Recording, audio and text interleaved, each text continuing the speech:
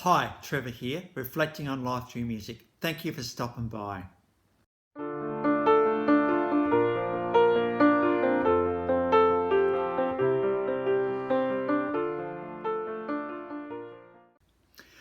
Well, I trust you enjoyed my last video on Australian 80s band Geisha, and through their song Fool's Way we looked at the ways we have to choose and the ways to go in this life. So I trust you found that one encouraging. We're going from there to an absolute dance screen legend today. His story started in 1912. He was born in East Liberty, Pittsburgh, and is identified certainly in school that this guy was pretty athletic and pretty good at sport and able to defend himself. The guy we're talking about is Gene Kelly. He originally trained as a journalist, but that didn't really quite float his boat really. And he started sort of doing a bit of dancing and choreography with the Cap and Gown Club. But he would then think, well, I need to find out life. So he moved to New York. New York didn't really work out that well for him. And he ended up, well, I've got to do something. So he enrolled in law school. But it was after 2 months that Gene Kelly realised, no, this is not for me. And he said, no, I actually want to, and I'm an entertainer. I want to be on stage. I want to do that sort of thing. And we're so glad he did. So around 1937, he made that choice. He started his career with a few choreography gigs with a few dance schools. I think there was a bit of a dance school in the family that he was involved in for a while. But his big break came in 1940 with the Rodgers and Hart hit Pal Joey. He believed that, dance is not, dance only complements the music and the drum that are happening at the stage. Dance is not a medium, dance complements what's happening. And because of that, he pretty well established a new way of doing things, including the camera not being so much confined to the dancer, but the dancer being able to open up the camera and the camera being able to move to all sorts of different places on the screen. Gene Kelly is renowned for this. In 1941 and 1945, it was the magic years of Hollywood for him. He went through a couple of studios, and it was actually an American in Paris around that time that actually enabled him to get into even more superstardom than that point. That was followed up with Singing in the Rain, which we all know that iconic dance sequence in that movie. But that, after that point, he became an absolute American worldwide treasure at that point. After movies, he is certainly a lot of stage, screen, and television performances. Gene Kelly is renowned for putting a whole heap of new dance genres together: modern dance, classical, American folk, tap, and jitterbug. No shortage of genres that this guy could do. And as I've said, he certainly freed up the camera to be able to, for the camera to be part of dance as opposed to just shooting it. So certainly between that 1940s, 1950s, that's well and truly what Gene Kelly was able to do. He was renowned for his muscular quality. In fact, I actually heard another video with the girls that were going around at that time. You saved your technique for Fred Astaire, but you saved your body for Gene Kelly. So, he was having that kind of reputation of just being really good dancer. It just had that natural charisma around him. Between 1942 and 1997, how long is that career, by the way? 48 movies. So that's almost one a year. Pretty amazing. As I talked about the various TV performances as well. Now, Gene Kelly has received quite a few awards. In fact, it goes all the way back to 1942. He got the Best Actor from the National Board of Review. In 1952, he received an Honorary Academy Award. I think that's due to American in Paris and Singing in the Rain. In 1960, he was in France, the Legion of Honor, which is a pretty high honor indeed to receive that one, and also a Hollywood star on the Hollywood Walk of Fame. In 1967, he received an Honorary Emmy Award. 1981, a Golden Globe Award, the Cecil B. DeMille Award. That's a pretty high honour indeed. In 1982, he was honoured by the Kennedy Center as an American treasure, well, almost a world treasure.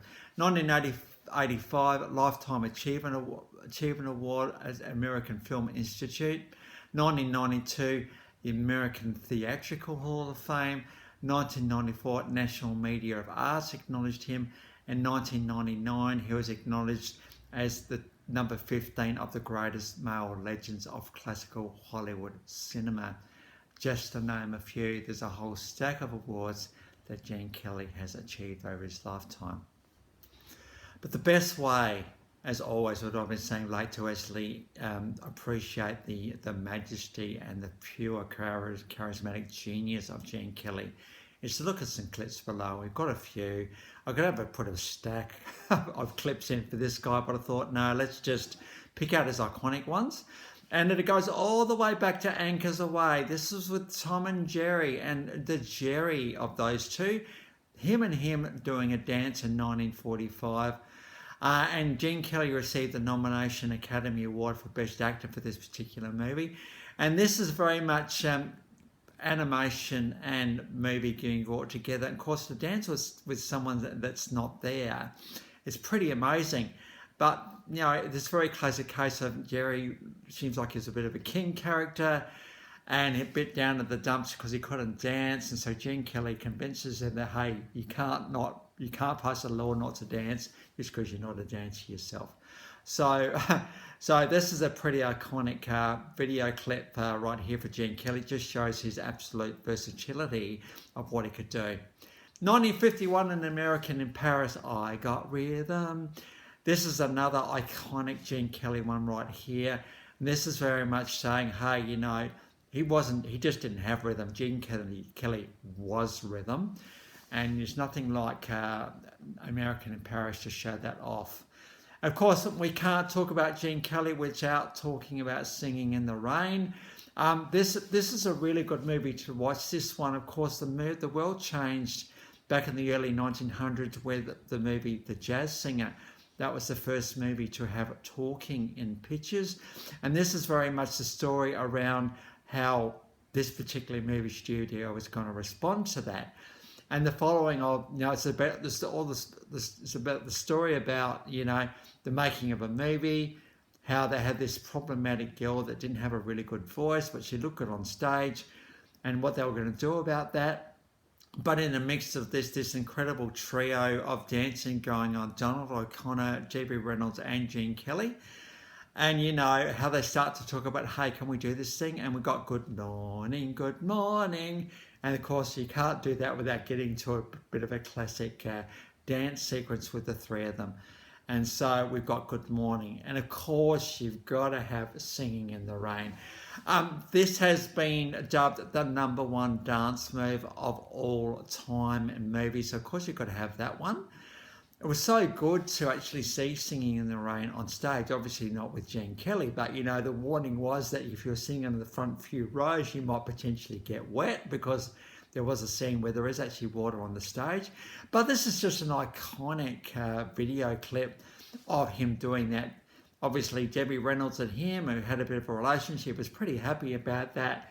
And so you got to sort of do a song and dance about that very, very thing. So this is cinematic majesty right here.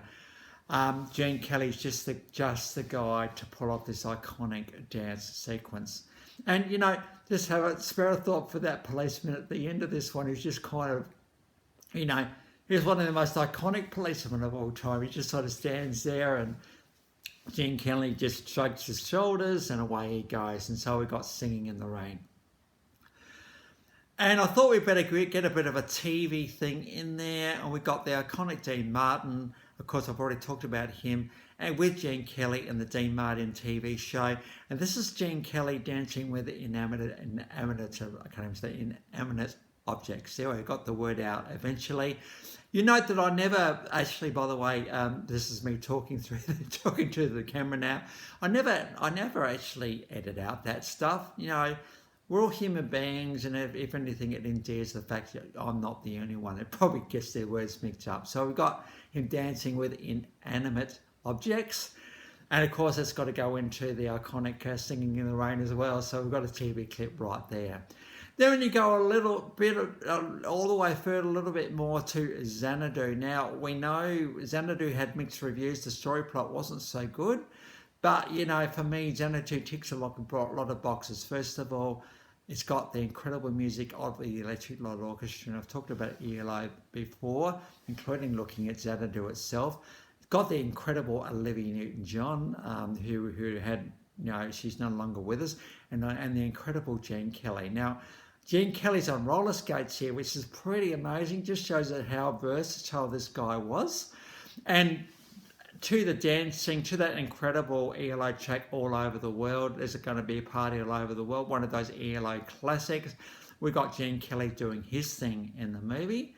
And I thought I'd also chuck in a bit more of a nostalgic clip as well.